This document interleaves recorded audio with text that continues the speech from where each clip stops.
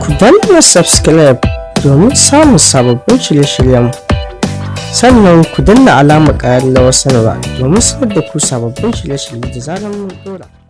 Assalamu alaikum warahmatullahi ta'ala wabarakatuh. Barkanmu da warhaka, sannan mu da sake saduwa da ku a cikin wannan tasha mai albarka.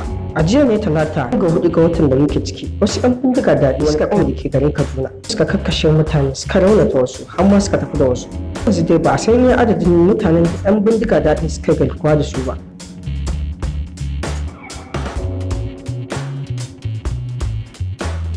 Da al'amura sai ƙararin caɓewa suke a wayannan hanyoyi guda biyu, hanyar Kaduna da Abuja. Wani ɗan jarida ya fito yin magana akan abubuwan da suke faruwa, shin rashin tsaro ne ko kuma haɗin baki na gwamnati da ya sa a duk sanda za a kai wani farmaki ko hari taɓa tsawa da wani babba da ke Najeriya ba, kuma bacin haka sai an daɗe da kai farmakin harin sannan jami'ai suke zuwa.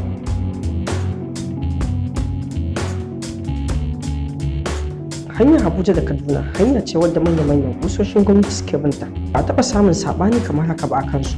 Ba da haka wasu da ke cikin arewacin Najeriya sun fito social media inda suke shawartar gwamnati ta taimaka ta ba da umarnin a rufe hanyar Kaduna da Abuja domin badakalar da ake yi ta yi yawa.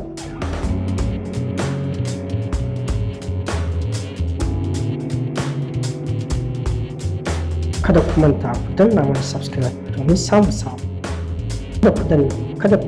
Kada ku manta ku danna mana subscribe sannan ku danna alamar ƙararrawar sanarwa domin sanar da ku sababbin shirye-shiryen da zarar mun dora. Don ku riga da kuma mana subscribe da kuma mana like ko kuma mana ƙasar bidiyon. Mun gode da sauraron ku danna subscribe domin samun sababbin shirye-shiryen, sannan ku danna alamar ƙararrawar sanarwa domin sanar da ku sababbin shirye-shiryen da zarar mun dora.